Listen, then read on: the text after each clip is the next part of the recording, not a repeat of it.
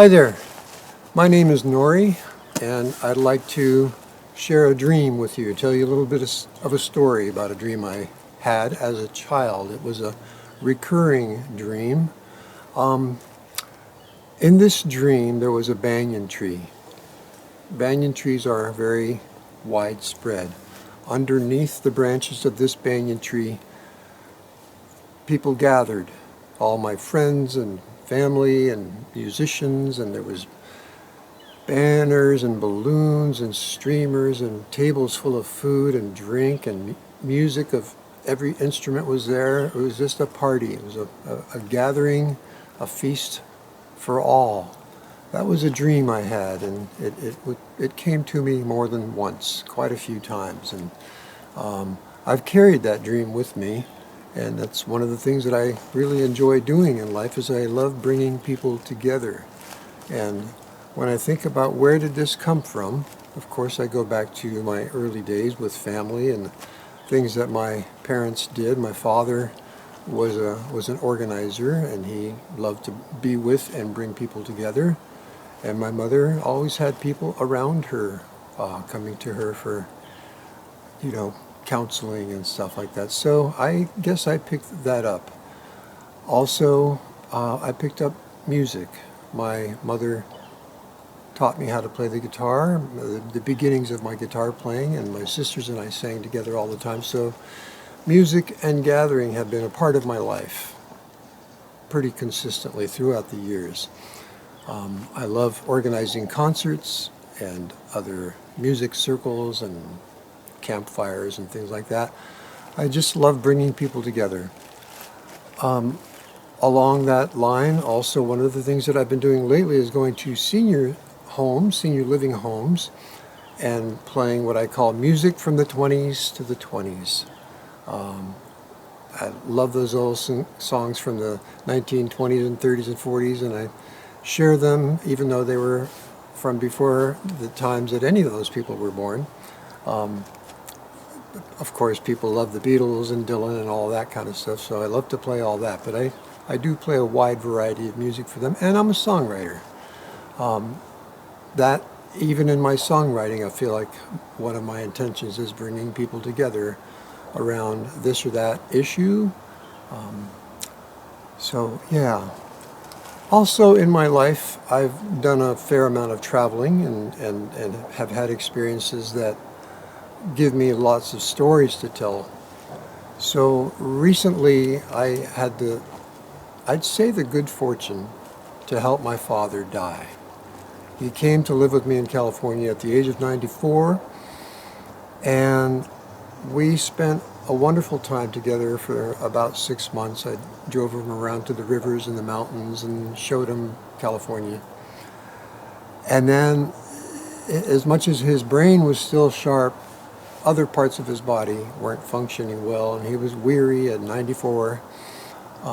He asked me one day, "Can you help me die?"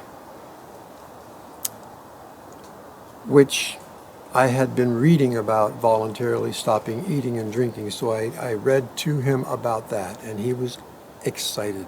He was excited that he had finally found a way that he could take control and have a death with dignity. So we did that process. It took 17 days from the time he stopped eating, and we had a party for 2 weeks.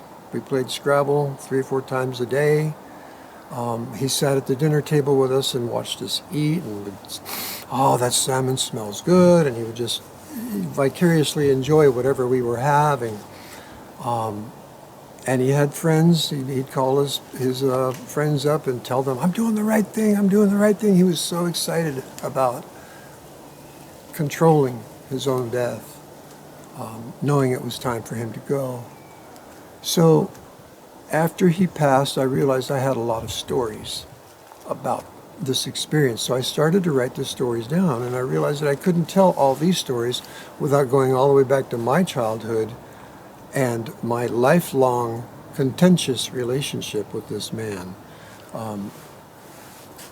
Our relationship didn't start to heal until I was in my 40s. So we worked on it. We worked on it a lot. I worked on it a lot because as far as he was concerned, nothing was wrong. But I had my stuff, you know, the generation gap and all that stuff. So I started telling my story and writing down my stories of childhood in Panama. That's where we were kids. My sisters and I grew up in Panama, and you know, playing in the jungles and the beaches and the dry season and rainy season, and a small town in the Canal Zone, which was U.S. territory. So I went to a U.S. school, and it was living under socialism, American style. It was actually everything. Nothing in the Canal Zone belonged to an individual. It all, every house, every job, it was all government. It was socialism. Anyway, putting all those stories together, I came up with this book, Life's Rebellion, A Beautiful Death. And I'm quite proud of this book because, well, not only is it an accomplishment to write it, but it tells a story, a lot of stories that, from the feedback that I'm getting from people, are very helpful.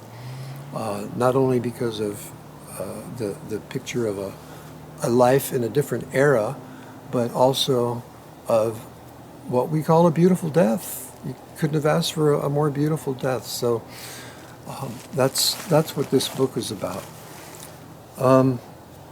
In my work with seniors, I've taken this idea of writing and how seniors all have stories. You can't get to be 80 or 90 years old without having a good story to tell. So I'm encouraging folks, and I have a new project that I call Project Rhythm and Rhyme. I go to the same places where I play music as an entertainer, but with this project, I am going with the intention of getting folks to tell their story. Preferably in the long run to write their stories down. But I have little exercises, and I use photographs and poetry, and I bring my guitar and we sing songs, but anything that will help them tap into their memories, and then ask them to either pair up and tell each other a story or stand up and share a story with the group. Some of them at the beginning find it very difficult, but once they see others doing it, then it becomes a very free-flowing thing. And the next step for me, as the one who's organizing this, is to try to get them to take their notebooks home and write these things down. Some of them bring poetry that they want to share. That's fascinating to me. I just love it when they participate more that way. So there again, I'm gathering people around their own stories and trying to get them to tap into their own creativity. You know, I like to tell them that the opposite of age isn't necessarily youth. You can't change that.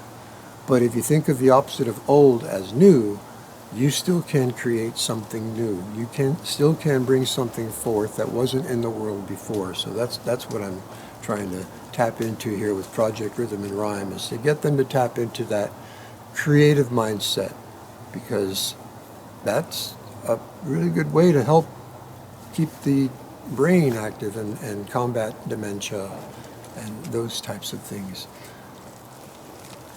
So that's what I feel like my life has been about.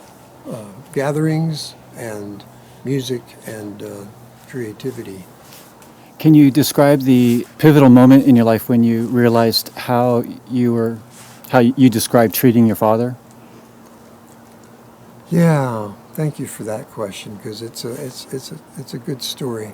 You know, my folks lived in Florida, and we're in California, and so they would travel here to visit, and I would travel there to visit. Well, one time when Dad was here by himself on a visit, my kids were teenagers, early teenagers, 12, 13, 14, somewhere in that area. And we were out on the lawn playing croquet, and my son came up to me and said, how come you treat Grandpa so mean? And I did not realize that I was treating him mean, but it was obvious that things weren't well for me with my father, and my son saw it, and that was a big eye-opener for me. I didn't want to have that example set for my children, and I certainly don't want to be treated that way. So that was a big example for me, and it really put me on the road to trying to understand the goodness of the man that was my father. And I never saw him as a particularly courageous man, but when he told me he was ready to die and he was excited about it and he carried it through, I saw the courage that lived in this man. And, it wasn't a death march. I let him have every now and then a little taste of strawberry ice cream, and he had a little sip of coffee in the morning, just little things that he would enjoy so that it was an enjoyable time for him. But the courage that he showed us to carry this through, and for that first week I kept saying, Dad, you can stop, you can back out. But no, he was totally committed. And at the same time he was committed to dying, I walked into his room one day, and he was sitting in the bathroom at the bathroom counter, doing leg lifts. I said, Dad, what are you doing? This is, you could fall and then you'd break your hip or something. Then we have to go to the hospital, and your whole project would be finished. So he said, I'm doing these exercises that you gave me years ago, and I love doing them. I do them every day. I said, yeah, but Dad, you haven't eaten in a week. You're weak. You don't have to do that anymore. So, again, it was that kind of an experience for both of us. We just both learned every day of it. We learned something new about living and dying. And the childhood dream of the banyan tree, that was a recurring dream, right? Yeah. When's the last time you had that dream? Have my. you had that as an adult? I have had it as an adult, but it's been decades now since I had it. But it was with me up until my 20s and 30s. Yeah. And the banyan tree symbolizes for you, in summary. Well, banyan trees are all over in Panama, and India too, other yeah, places. Yeah. I have an affinity for them, and there was one particular area where all the parakeets in the world would come in the evening and nest in this tree overnight, and the cacophony of that many thousands of parakeets all singing all at once, what a memory. It's just again a lot of really excellent childhood memories from living in a place like Panama with the tropical flowers and the birds, and it was that dream kind of adorned my life early on.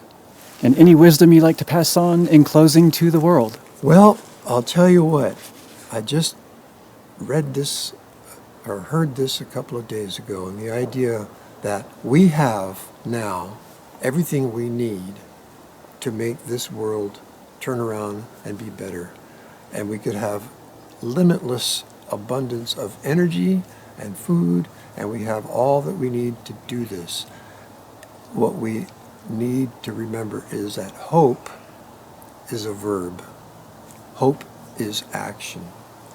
And the other part of that sleeve said, let's roll up our sleeves and get to work, because things are happening fast. The world is moving fast in a direction that may not be desirable for all of us. I don't know. I still look around and I see the autumn leaves, and I see these beautiful trees and this beautiful planet that we're on.